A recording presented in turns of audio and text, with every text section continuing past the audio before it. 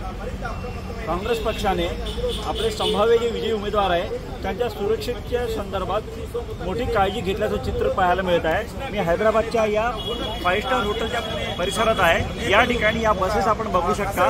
या बसेस काँग्रेसच्या संभाव्य जे विजयी उमेदवार आहेत त्यांच्यासाठी खास आणलेले आहेत। विजयी उमेदवार सगळे जे आहेत काँग्रेसचे या सगळ्या विजयी उमेदवार असलेल्या आमदारांना या बसेसमधून सुरक्षित ठिकाणी नेलं जाणार आहे।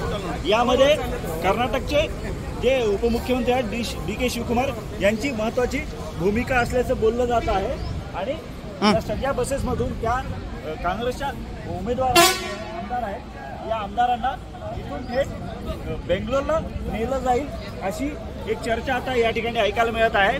कोणी या संदर्भात स्पष्टपणे बोलायला तयार नसलं तरी एकूण 3 बसेस ज्या आहेत वातानुकूलित आपण बघू शकता किती वातानुकूलित बसेस आहेत या